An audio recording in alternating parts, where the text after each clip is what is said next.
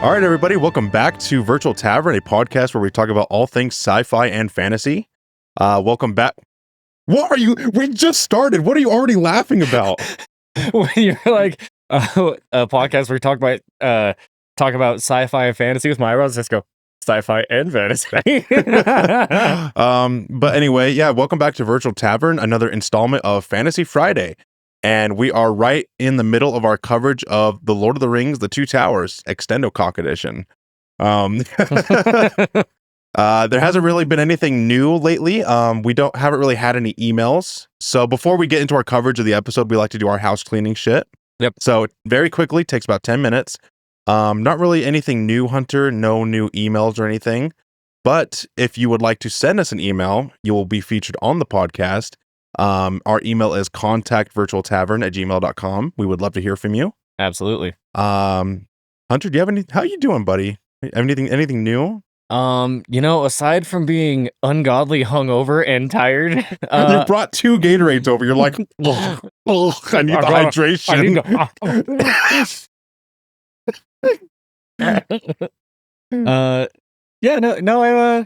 Everything's good. Everything's all fine. Everything's fine here now. How are you? Since we're kind of already discussing like our plugs and things, yes, our TikTok page for whatever reason has been struggling. I saw that. I'm like, you uploaded all the Opus clips ones that I generated, and I'm like, wow, nothing. Yeah, like I can't get them to gain any traction. So I think what I'm going to do is kind of what you suggest, because I still have 6 of them. Just delete them and re-upload them. Well, I'll try that, because I did that with the NFL one, and it retitle them too. Yeah, I'll see if I can just maybe put different wordings here and there and see if that'll work. But I'm just gonna do a fucking mag dump of them. I'm just gonna do them all. Just yeah, exactly. But yeah, no. If you guys do want to see our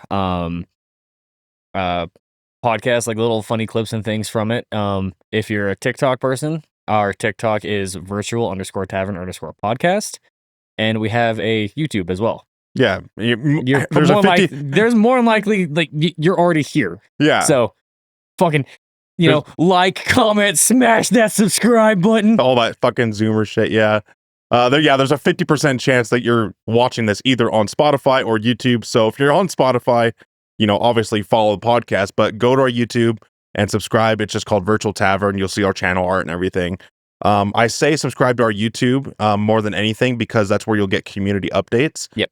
We don't have a social page for this podcast, so if you want to stay up to date and like current, you just want to hang out, we're slowly building up a community for this podcast. So if you want to stay connected with us, subscribe to our YouTube. That's where you'll be getting our updates. Like if we miss an episode or something, Yeah, we'll try to get you guys some sort of a heads up, because no one wants to have it where it's like, oh man, it's Friday, it's coming, and where is it?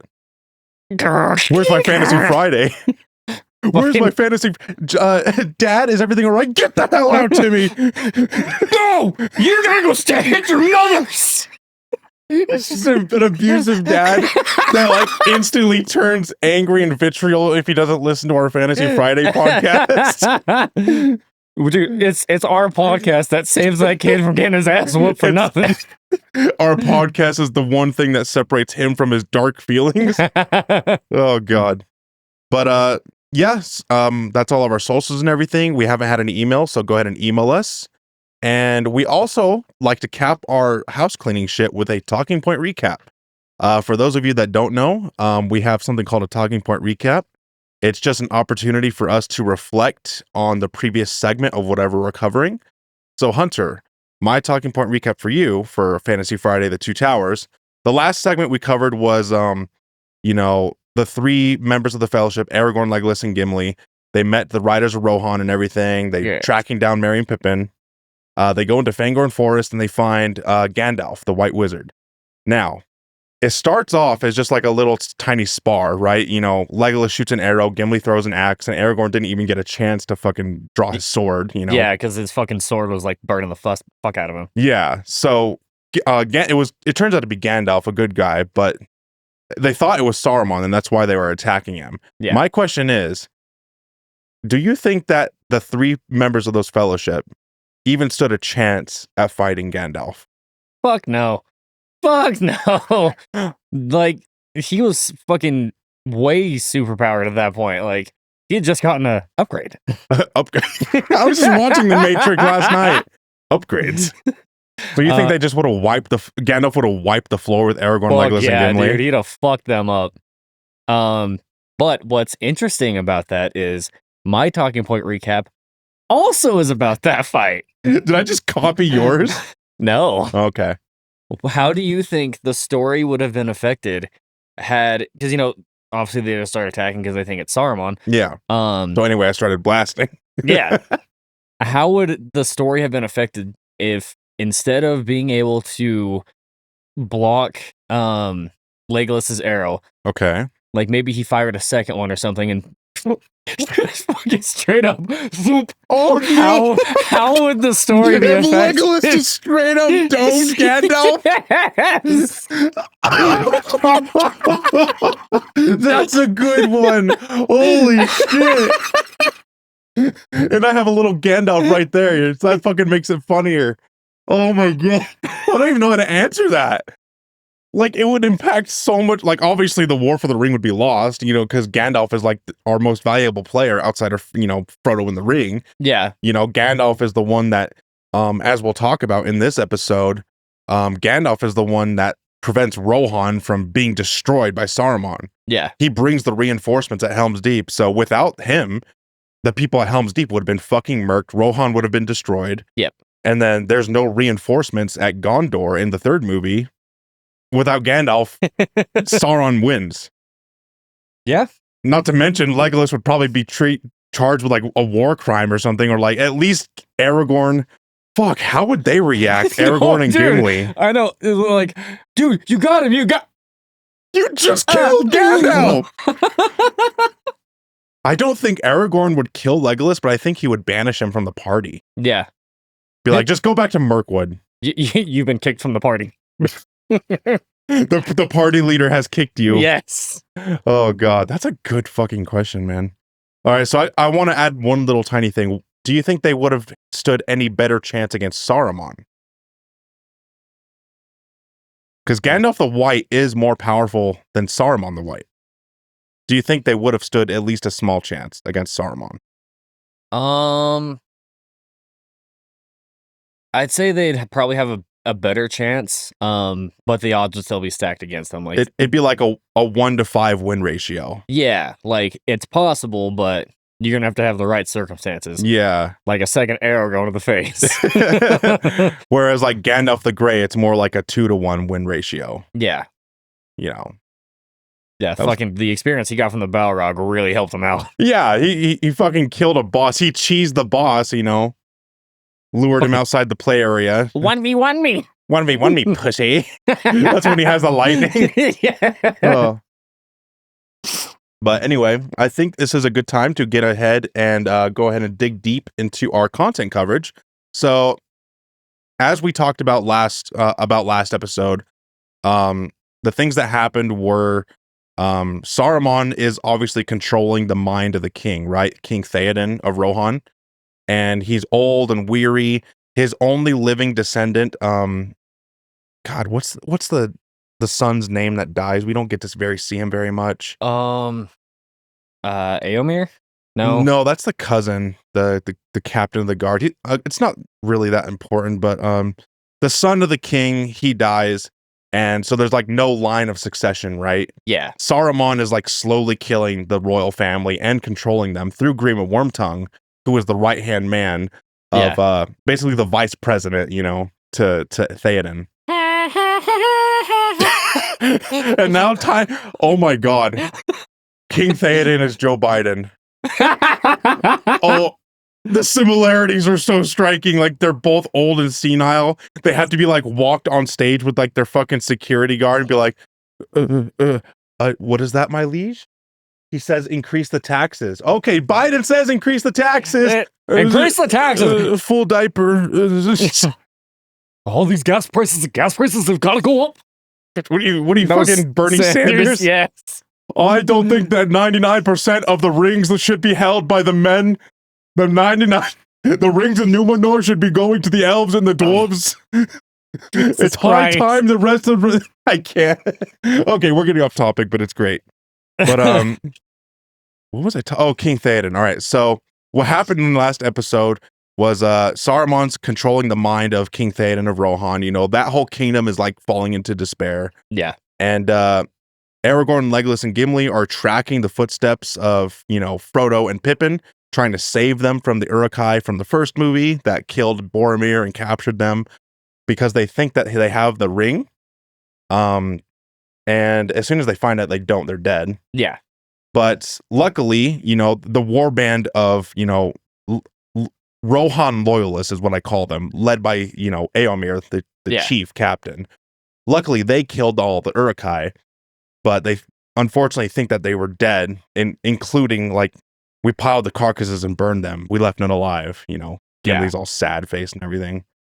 But, my fellow midget friends, they're all dead. Stop with the burning sand. Well, I don't think that 99% of the orcs in Mordor should. God damn it. But, fuck you. That's too fun to do now. All right, I'm just going to speed this up. All right, so last segment, they meet Gandalf. They meet Treebeard. He's like, oh, little orcs, pour our room. Voiced by John Rhys Davies, you know, the same actor that plays Gimli. Yeah. They meet Gandalf. Basically, Merry and Pippin are going with Treebeard. Treebeard's like escorting them to safety, you know, leading them back home to the Shire and everything. And Gandalf now rides Shadowfax, called Shadowfax. Shadowfax is basically like the unicorn legend mystical creature of Rohan. Yeah. Shadowfax. Hunter, you're a Harry Potter fan, right? Yeah. Okay. I couldn't remember if you said you were. Shadowfax reminds me of the Sword of Gryffindor. Okay, how it only like shows itself to kind of those that are worthy, sort of a thing. Someone that is worthy and in times of need. Yes. You know, that's what Shadowfax reminds me of, is this great mythical creature that's highly respected in Rohan culture, but very few people know of it or seen him. Yeah. And he only shows himself to worthy people, you know, in great times of need. Yeah. And Gandalf has need of Shadowfax. So they ride, and we basically left it off with Gandalf and Aragorn talking about how it's an extended scene. It's very long. It's like 5 minutes. Yeah. Gandalf and Aragorn, it's nighttime. They're talking about how Saruman will, you know, has poisoned the mind of the king. How Saruman does not choose to rule Middle-earth with Sauron. That he's trying to get the ring, so he can basically usurp the throne of Sauron. You know, he's playing both on the side of Sauron right now, but he knows that if he gets the... Oh, that's another good question. Do you think if Saruman got the ring, he could have taken on Sauron? Ooh. I don't know. That would be a really good fucking fight. Yeah. I don't know, bro. That's a really good fucking question. I think the ring, if it knows its master's out there, will kind of like choose to not work properly. It's like the Elder Wand. We keep making Harry Potter references. Yeah, no, I can see that. Like, no, my true owner is over there. Just take me off. Yeah, because the ring has a mind of its own. Yeah. You know, as we said. Yeah. While we're on this, let me just ask you, who do you think would have won in a conventional war? Sauron and all of his armies, or Saruman and his Uruk-hai and his advanced weaponry? I feel like the advanced weaponry would really put them above.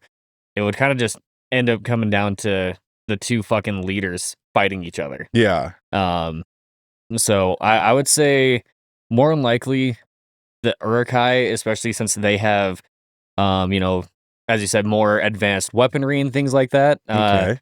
They're going to be able to take on Sauron's forces a little bit better. Yeah, Sauron does have a numerical advantage. He has hundreds of thousands of orcs. Yeah. But the Uruk-hai, they're like fucking juggernauts. You know, they have heavy plated armor, and they're juiced up roid jockeys. Yeah, they just fucking walk up to him like, I'm gonna rip you in half now. It's like Juggernaut. Yeah, it's like, I'm gonna fuck you in half now. I would think that one Uruk-hai is equivalent to 3 orcs. Yeah. You know. And don't forget, they have fucking dynamite. They have black powder kegs. Yeah. They have crossbows. I don't think any other nation in Lord of the Rings has crossbows. That's an advanced weapon. Yeah. Just Saruman and his ingenuity, I think even though they're outnumbered probably like 5-1, I think the fight would be close. Yeah. Yeah, no, I think it would, like I said, be a close fight, but it would kind of just end up coming down to Sauron and Saruman having to fucking duke it out. Yeah, that's interesting to think about. Yeah. I know we're going off topic, but when we find cool shit like this to talk about, we're going to go on a little tangent, okay? Hey, you're here for the fucking entertainment and random conversations, okay? Don't judge us. But yeah, this basically leads us right into this section, the Black Gate of Mordor. And so a couple segments ago, Frodo and Sam, they met Gollum in the rocky, mountainous region, right? Yeah. And that's where they captured him, and basically Gollum swore his service to Frodo, the Master of the Precious. Yes. And the deal was, you show me the way to Mordor. And what are you smiling about? Master of Master of Puppets? Yes, except it's Master of Precious. Master Precious. Darkness. Fucking a whole album just by Smeagol. Dude, that'd be fucking awesome. Oh my god. But they arrive at the Black Gate of Mordor, right? And it's the only known entrance to Mordor. The only other way is like thousands of miles to go around. Yeah. And that's just not an option for Frodo and Sam. That would take like half a year. Yeah. So this is the only other way to get into Mordor. And it's heavily guarded. And in this scene, we get to see, just how big this is. It's like carved out of obsidian rock. Yeah. So the wall, the Black Gate of Mordor, is like what, probably 5 stories high. Yeah. About 5 stories high. There's orcs patrolling it. To even open it, you have to have a pair of cave trolls fucking like just raw strength, trying to open it and everything. Yeah. And Frodo and Sam, they see an opening, they see that the gate's opening, and this is cool. And this is one of the only times we get to see this faction. I believe they're called the Haradrim. It's these heavily armored. No, these are the Easterling. I forgot. The Haradrim are the ones that are riding the Mumakils, the big elephants. Oh, okay, yeah. Okay, so these are the Easterling. They're heavily armored, like almost Egyptian-looking soldiers. Yeah. And I love this design, and I really wish we got to see more of these guys.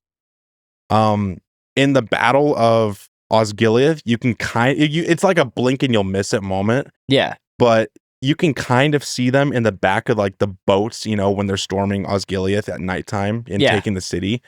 So you can kind of see them in the background of some of the fights later on in the series, but they're very hidden. Yeah. What's kind of interesting to me with this is like they remind me of almost like Persian soldiers too. That's another good analogy. They have that like, the scale armor look, the cloth embroidered in the armor and everything. Yeah, they did a really good job creating their costumes and props. Like obviously, like this whole fucking series is just fucking. We'll never have anything like this again, and it makes me sad. I know. Where these practical effects, these armor and weapons and clothing, and just all the attention and love and detail. Like, if you watch behind the scenes material, you can see the engravings that were done on each individual piece of armor. Yeah. Gondorian armor, Orcish armor, Elvish armor. Like right now, we're watching it on my monitor, and it's pretty high def, right? It's like 1440p, and you can see the engraving on this guy's helmet. Yeah. Like back in the day in 2003, when this movie released, or 2002, whenever it was, you're not going to see that. But the fact that they went through that extra love and care, just like embroider these engravings on that helmet. Yeah. Like, man, the Rings of Power can suck my asshole for, like, fuck you. They would never put that kind of. Well, I mean, some of the armors in that show have some good detail, but nothing like that, man. So there's something I've always been curious about with this scene here. Excuse me. How does his cloak suddenly look like a fucking rock? So, all right. So the soldiers are coming, right? They're Frodo and Sam and Gollum are trying to like beeline it to the door while it's open, right? Yeah. And the Easterlings, there's about a couple hundred of them marching to join the allies of Sauron. They've sworn fealty and allegiance to the bad guy. And I think Sam is the one that falls down the cliff. And Sam is like buried in rock. Like, I don't know how that fucking happened. He's like waist deep in rock. Yeah.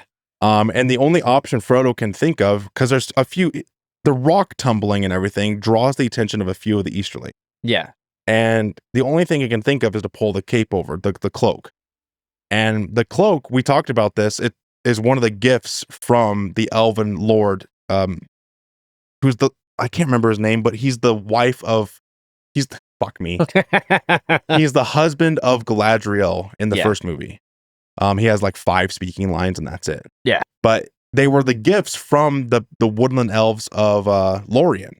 You know, the gifts from the Lady Galadriel. Yeah. And they're elvish cloaks. They're not gonna like make you invisible like the fucking the Harry Potter Harry Potter fucking cloak. And we keep making references to Harry Potter, but it is like enchanted, right? To help partially like shield the eyes of, you know, evil folk and evil beings. Got it. Okay, yeah, now I forgot that they got those cloaks and shit from them. Mm-hmm. So that makes more sense. Yeah, they're magical elvish cloaks that will help blend in with the environment and like avert the eyes of evil beings. Got it.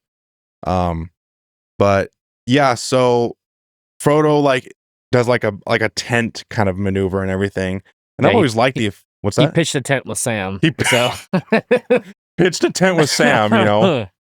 And as soon as the Easterlings fuck off and they go back, Frodo removes the thing and he's like, all right, time to go now. Gollum drags him back. He's like, no, don't take it to him. He wants it. He's always needing it. And Gollum does have a point. Like, dude, there's hundreds of orcs on the wall. They're gonna see you. Yeah. That fucking cloak is not going to do shit while you're like running and beelining it. You know, it helped when you were stationary. Yeah. You know, to help blend in with the rocks and everything. But if you're just hauling ass, there's going to be an orc to see you. Right. Dude, can you imagine like if, let's say it was able to blend it in. Can you imagine just having Sam basically have to carry his ass like a fucking backpack so we can have the fucking cloak over both of them? Wait, but they both have cloaks. He has one too. Does it have the same ability though? Uh-huh. Oh. Yeah, all of them from the 9 members of the Fellowship have the same. 9 fucking members. 9 cock rings to the race of men. Oh, this is another extended scene. This is the one I've been excited to talk about. So after the Black Gate, you know, Gollum's like saying, don't take it to him. I know another way, a secret, a dark way. And that's how they go and take them to like the stairs that we'll come back to and Return to the King. Yeah. And then it goes to the next scene where Merry, God damn it, got something in my eye. The Merry and Pippin, and I kind of wish they kept this in the film. It's just a very charming scene. They come across like a little pond, like a little reservoir, and they're drinking the enchanted water. It's Ent water, right? And Ent water makes you grow. And yes. Pippin's over here, you know, drinking the water. And they're like comparing sizes. Like, I feel taller, 5'2", 5'3", and they just keep growing and growing and shit. And they hog the water. They start fighting over it. Yep. And this is where one of the trees, one of the nearby trees, kind of like grabs Merry, grabs his leg and starts sucking him in and everything. That grabs both of them, and that's where we were making the another fucking Harry Potter reference. Yep. To the Whomping Willow. Was it the Whomping Willow? It was the Oh no, it was the fucking tentacle things. Yeah, the tentacle things. Yeah, from the fucking first one. In the chamber of, no, it wasn't the Chamber of Secrets. It was it was the Sorcerer's Stone. We have to relax. Yeah, you have to relax, and then you just fucking slip through. Yeah. Because I think it was after that they had to do the fucking chess match. That's right. That's right. Yeah. That's what this whole scene reminds me of. But Treebeard comes to their aid. He's like, away with you, sleep, rest, drink plenty of water. And as we haven't really talked about it, the Ents, which is what Treebeard is, a race of living, walking trees, are like the shepherds of the forest. Yeah. You know, they caretake the forest, they watch after the trees, you know, make sure things grow. but Fangorn is one of the darker forests, so there's a lot of trees in nature that will try to kill you. Yeah. And let's see, Merry and Pippin, they basically walk in with, goddamn it, I'm stuttering right now.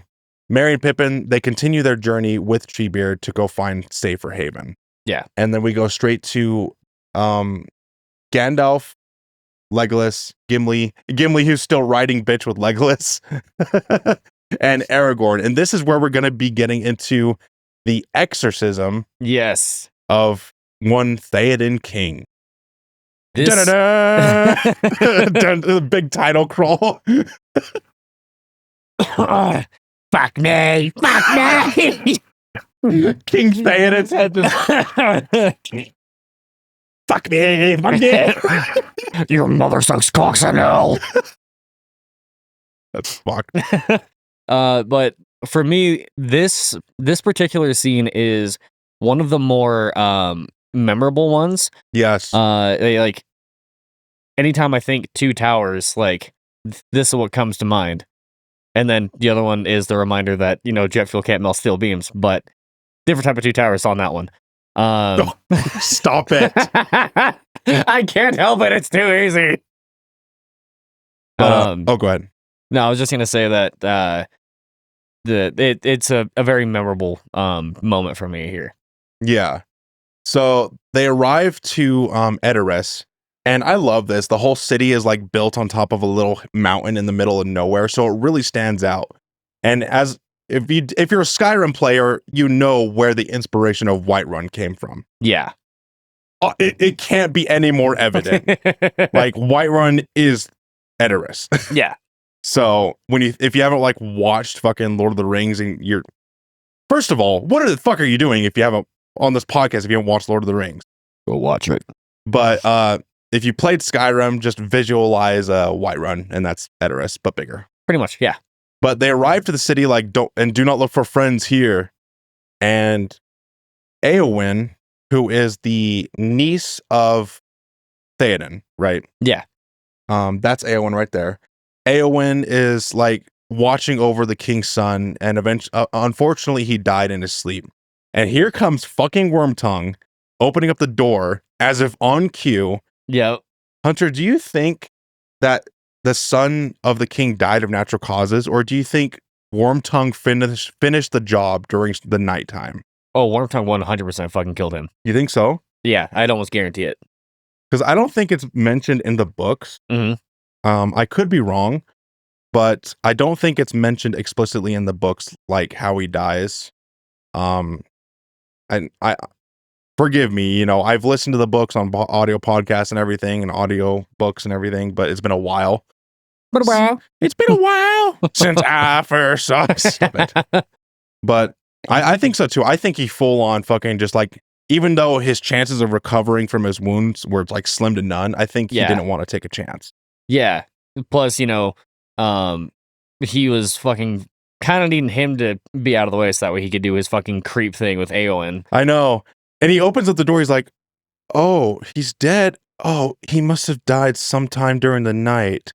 What a tragic thing, Anyway, you want to fuck on his corpse? What the fuck? But yeah, he does like get really creepy, like the fucking, internet stalker that finally meets, the girl he's been simping for.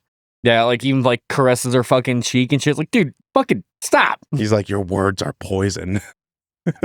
I'm just addicted to what comes off of your tongue, off of your lips. What the fuck? But they enter the city, Aragorn and the rest of the party.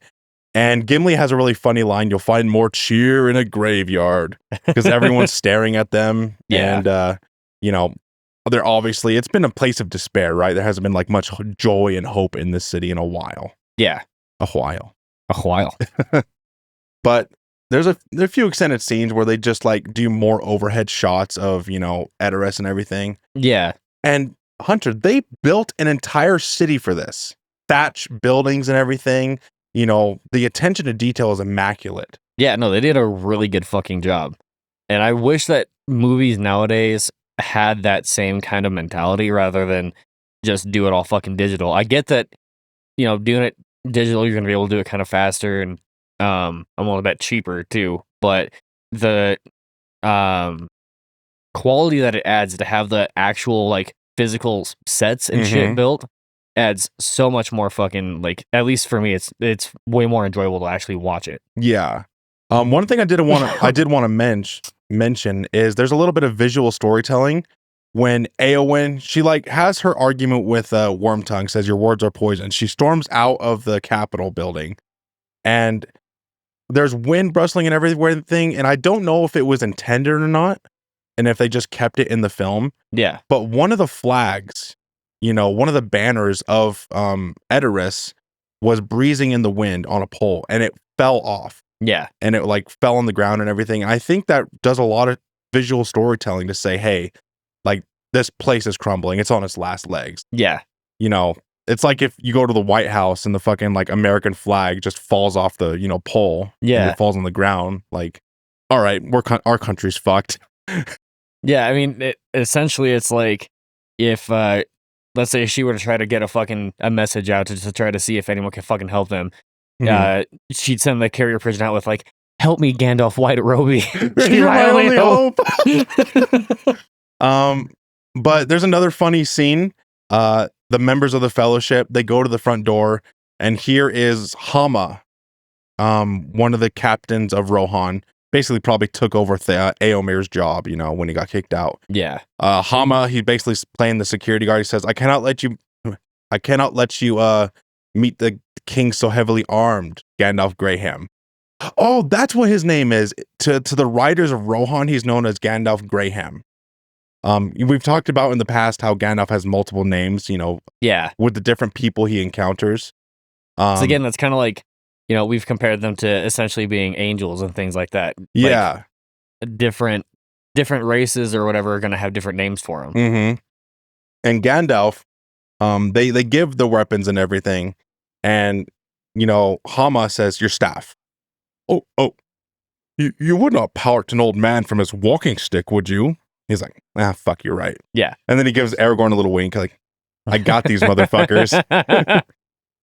But they enter in the place, and Wormtongue is immediately talking shit, right? He's like, foul news is a foul guest. Yeah. And why should I welcome you, Gandalf Stormcrow? Théoden says under his breath. And Wormtongue's like, I just question my liege.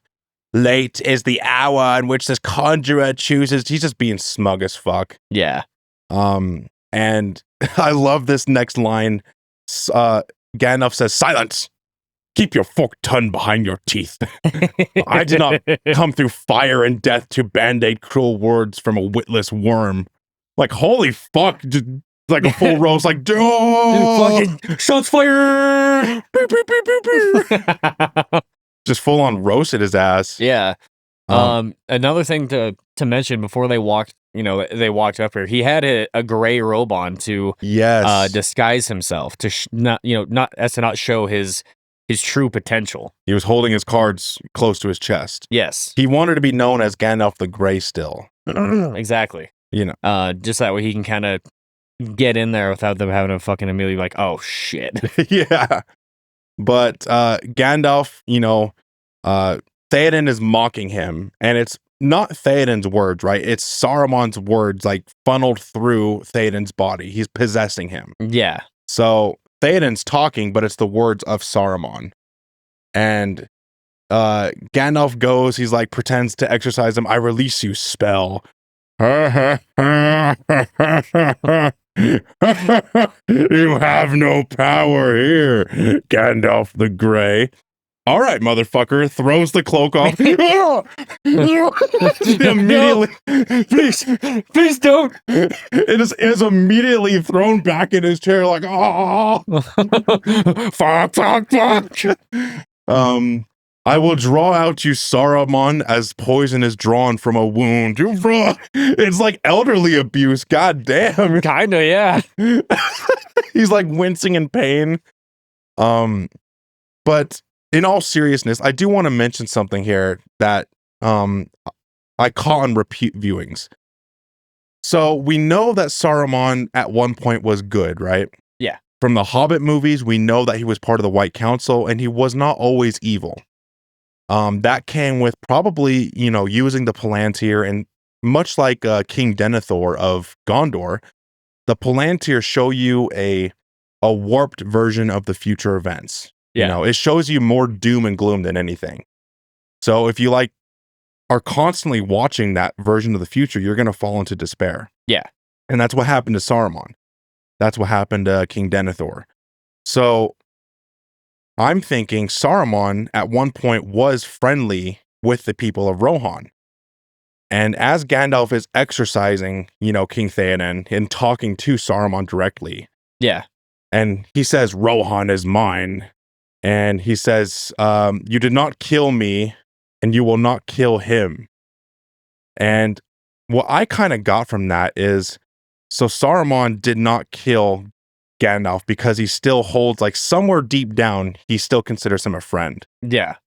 And also, somewhere deep down, he doesn't want to kill King Théoden, because I think at one point they were also friends. Yeah. It kind of has a little bit of Star Wars vibes to it with Vader, still having that good inside of him. And Luke just kind of prod down, you're not gonna do it, man. All right, bet I'll cut off your hand. Well, I mean, that's fair. He still lived. Well, I guess, yeah. I mean, you gotta punish him when you don't. They don't want to accept you as their father. I gotta make up for 18 years of parent neglect and undiscipline. We got lots of years to catch up on discipline, son. Hey, just be glad that it was only a hand. I lost everything. But that's just something that I thought about, right? It's me filling in a little bit of headcanon and theorizing, but that's what's fun, right? Yeah. I think that at one point, Théoden was good friends with, Saruman and the people of Isengard. But obviously, all this happened in just the span of a couple years, just Saruman turning to the dark side and everything, Yeah. Just something cool to think about. But Gandalf is eventually successful in exorcising Saruman. Yeah. Uses his staff. It's and what's cool is, hundreds of miles away in Isengard, it actually launches Saruman back, and he gets a bloody nose. It's holy fuck, Gandalf is powerful. Yeah. But Théoden comes back to life, and they do some really cool CGI here where, obviously King Théoden is really old, has gray hair everywhere, wrinkles everywhere. And they do this very fast time lapse where he comes back to normal. Yeah, he regains his youth. Yeah. It's a really good special effect, for its time. This is what, 2002? Yeah, 2002, 2003, somewhere around there. Yeah, we've seen the goofy ass CGI, Looney Tune shit that they do with facial CGI. Yeah. And this is really fucking good, right? And just look at this, man. The white turns to, gray and then turns back to blonde, and his eyes return from their milky white color. That's good CGI. Yeah, they did a really good job with being able to just smoothly transition him back to, just being the actor's face. Yeah. And Hunter, I don't know if you knew this, but Bernard, I think his name is Bernard Hill. This actor's name, he's also in Titanic. He's the captain of the Titanic. I didn't know that. Yeah, he goes down with the ship and everything. So that's that's the only other movie I know him from. Gotcha. But yeah, I think I'll do it later. I'm pretty sure his name is Bernard Hill. Yeah. But Gandalf is breathe the free air again, my friend. And Théoden says, dark have been my dreams of late. So that basically proves that he was barely conscious of his actions the whole time. Yeah. He would have been lulled into almost a comatose-like state. Mm-hmm. So Saruman had him, which, thinking about that, how draining would it have to be for Saruman? Because it constantly always have him under control. I think that's why Grima Wormtongue was by his side the whole time. And I'm assuming that it was a mix of alchemy, poisoning him on the side, and also magical possession. I think it was a mixture of those two. That would make sense. Make it so that way, Saruman wasn't having to constantly strain himself. Yeah, that's just me headcanoning a little bit. I know the books do something completely different. Yeah. At least I'm pretty sure. they do something completely different of how he was controlled and manipulated and everything. Yeah. But Théoden says, dark have been my dreams of late. And Gandalf says, your fingers would remember their own strength better if they grasped your sword. And it's playing the Rohan theme. It's a very awesome moment. Yeah. And man, as we talked about it over and over again, the attention to detail of these practical weapons and effects. Look at the engravings on that fucking sword. Yeah. The horse decals as they like turn into a heart and everything. Yep. Just like the attention to chef's fucking kiss, man. Yeah, it's fucking beautiful. And honestly, this particular sword, it reminds me of I can't remember what it's called. There's a sword you can get in Skyrim that has a very similar hilt to the bottom of it. Oh, you're gonna make me think about that, motherfucker. Oh, I feel like it has heart in the fucking name. Wait, was it a new hand touches the beacon, the Dawnstar weapon, or not Dawnstar? It's the Meridia's sword. You do it from doing the Meridia's beacon quest line. I think so. Yeah. It's a sun. It's like a fire sword, right? Yes. It does look like that. It's got a circular, kind of handle, like hilt and everything. Yeah. Is Dawnbreaker, right? That's what it's called. Dawnbreaker. Okay, it does look like Dawnbreaker. But Théoden, he's holding his sword. He's finally regained his youth and his strength, and he looks at Grima Wormtongue. Oh, you motherfucker, you're gonna get it. And it goes straight to him kicking his ass outside the keep, gates and everything. He's tumbling down. Yeah. He's like, oh, fuck, probably cracked a rib and everything. Yep. Your witchcraft would have had me crawling on all fours like a beast. And he's walking down the stairs like, motherfucker, I'm gonna beat your ass. Fuck you up. I'm gonna rip you in half now. And he gets ready to kill him. It's like, send me not from your side. Raw! And Aragorn comes in. No, my lord. Enough blood has been spilt on his account. Which, I don't know why. Let him kill him. Yeah. No, I would have gladly fucking, just let him fucking behead him right then and there. Yeah. If not kill him, don't let him go. Yeah. That was such a stupid fucking decision. Yep. He's already proven to be a traitor of Rohan and poisoning you. If he had his way, the entire kingdom would have fell. Yep. What the fuck are you doing letting him live, let alone leave the fucking city? But whatever. The least you could do is just keep him in fucking prison, chained up and starve his ass to death. Yeah. There's a quick extended scene. I don't know if you saw it, but Aragorn, again, giving him mercy, goes to reach for Grima Wormtongue's hand to help him up, and he spits on it like, fuck you. And he's like, fuck, man. Fuck you. I could have let him kill you, It would have been funny, all right, Théoden, you can kill him now. Dude, right? He spit on me. Ew. It's like, oh. Gross. But did you have chicken for breakfast? Oh. But Grima Wormtongue leaves the city. He's like, get out of my way. He hops on a horse and leaves the city. Hail Théoden King. Now the whole townspeople, they see the youthful king come back. Yeah. It's essentially the return of the king. Yeah. But in the Two Towers. And then it kind of goes, oh, I forgot about this. He's asked, where is Theodred? Where is my son?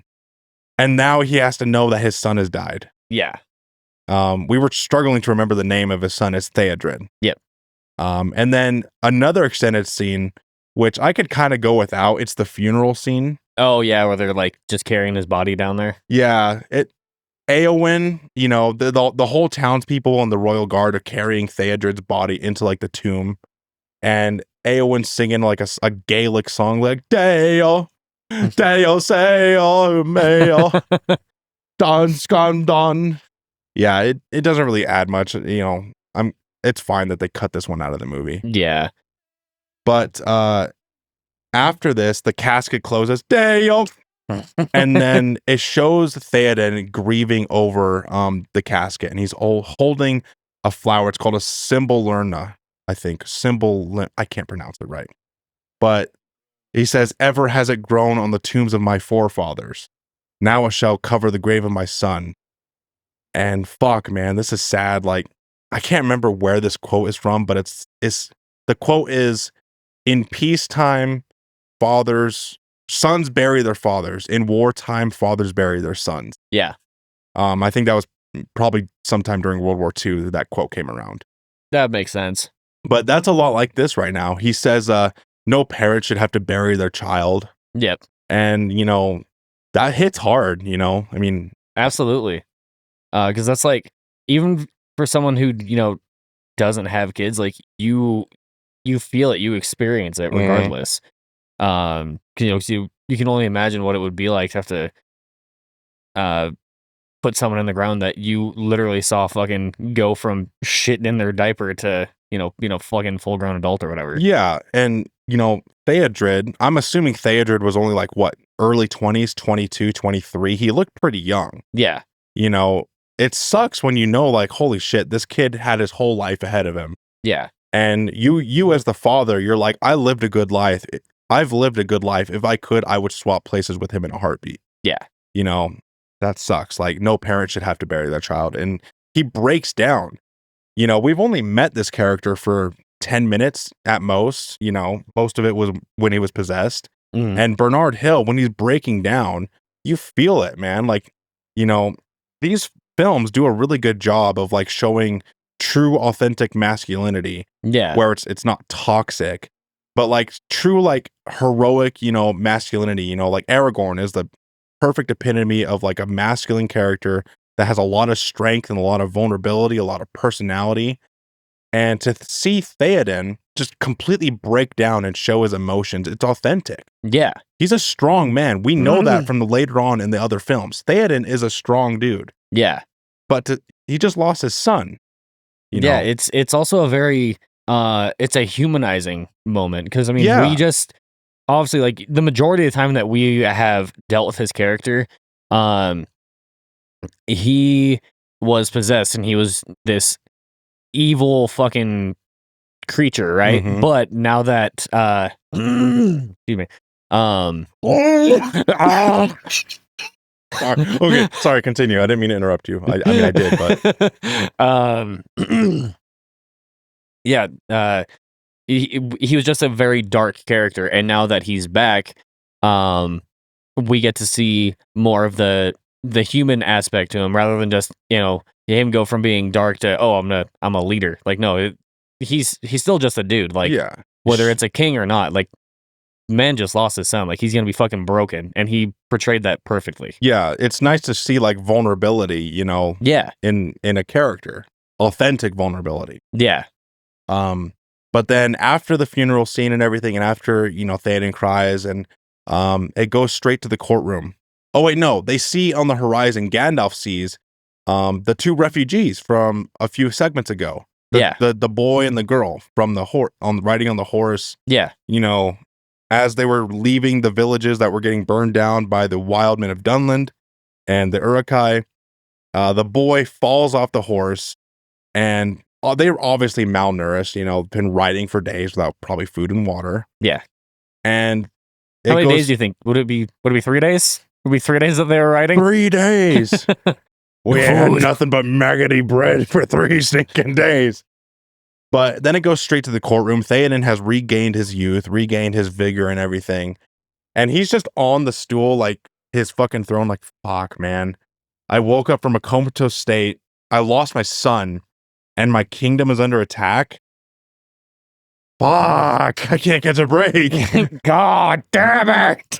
But Éowyn says they were unarmed. They stood no chance. There are wild men burning through the Westfold as they go. Rook caught in tree.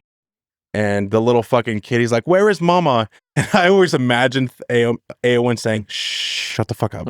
As she puts the blanket over her. Yep. Where is mama? Shh, shut the fuck up. She's probably just she's probably burned. She's probably just crisps. Where is mama? You're going to join her soon. Oh. But Gandalf says, this is but a taste of what awaits your people. You must fight. You must protect your people. You must fight. And Aragorn, chimes in. You have 2,000 good men riding north as you speak. Éomer is loyal to you. Yeah. His men will return and fight for their king. So those are the Rohan loyalists that we were talking about. Yeah. They're out there. They're still loyal to Rohan, but because they're actually doing something and protecting the people, they're branded as outlaws and banished forthwith from the kingdom of Rohan. But Aragorn keeps chiming in. Théoden says, I will not risk open war to my people. Aragorn says, open war is upon you, whether you would risk it or not. Yeah. And even though Aragorn doesn't want to be a king, he still cares a lot about people, and he's very outspoken. Yeah. And Théoden's like, when last I looked, Théoden, not Aragorn, was king of Rohan. And Gandalf, I love this line. Then what is the king's decision? Like, all right, motherfucker, what are you going to do? Yeah. Are you gonna step up, or are you just gonna keep waiting to fuck around and find out? Like, what's the game plan here? Mm-hmm. Nut up or shut up. Exactly. And it goes to the next scene, where Théoden has decided to evacuate the people of Edoras to the fortress of Helm's Deep. Yeah. Helm's Deep is probably I think like 100 or so miles to the south in the mountains, region of Rohan. Yeah. I'd have to look on my map. Oh, I have a fucking map blanket right here. Wouldn't you know? What do you do? Let me see if it's accurate. Oh, this is how much of a nerd I am. I might as well just show this right now. Can they see that? Hunter, help me. No, it's on my mic. Yeah, help me out here. I feel like we're on an online auction here. I'll turn the camera to you. Yeah, a map of middle. It's upside down. This is quality podcast content. Okay, there we go. So they are right. I'm short, fuckface. Okay, so.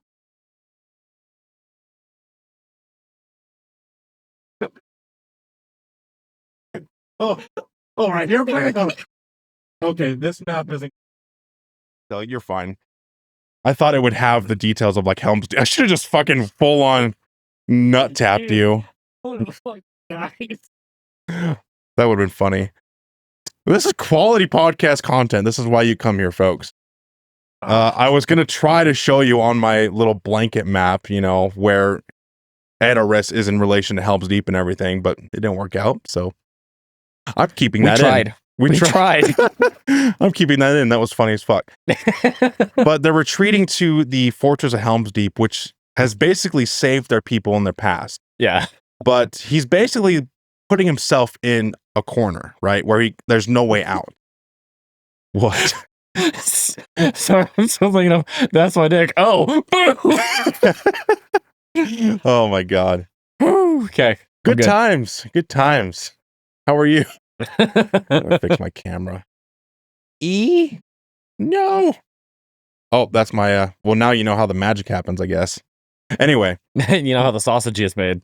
We're going off topic a lot and I love it. Yeah. But fuck me. Théoden is leading his people to Rohan. Fuck me! God damn, I can't talk right now. Hunter, you want to bail me out here? I'm stuttering like a motherfucker. No, I'm gonna let you dig. All right. Théoden is leading his people to Helm's Deep, which has saved their people in the past. Yeah. But Gandalf knows better. Like, that may have saved you in the past, but Saruman is a whole different level of enemy. Yeah. That you've ever faced before. Because, one thing is just a simple fact that he has that advanced weaponry. Like, he's already pushing to be able to, Jesus Christ, be able to better his forces. Like, I guess their kill capability would be the best way to put it. Yeah, that fortress may have protected you from like wild men or orcs in the past, big dumb fucking orcs and wild men with clubs and shit. Yeah. But you're fighting a wizard who has technological advancements in weaponry, explosive fucking mines, crossbows, ladders, trebuchets. Like, you're fighting in the Middle Ages. He's fighting in the fucking 16th century, motherfucker. Yeah. Like, there is no contest. There's a big fucking difference between the two. Yeah. So you're walking into a fucking corner. You're cornering yourself with a guy that can bomb the fuck out of you out. Yeah. So Gandalf knows they're fucked. So, but this is the only thing. Théoden, he's a proud, noble man, but he's very much rooted in his like rigid belief system. old school kings, going out in a blaze of glory. And it's going to be the death of his people. Yeah. And Gandalf, he knows that he's going to need to get help. So his mission for the rest of the film is he's going to go off screen and find those riders of Rohan, the loyalist Rohan soldiers. Yeah. He's like, look to my coming at the first light on the first light on the 5th day. I think so. I think it's the 5th day. He says, look to my coming at the first light on the 5th day. At dawn, look to the east. And, that whole conversation will pay off later and everything. Yeah.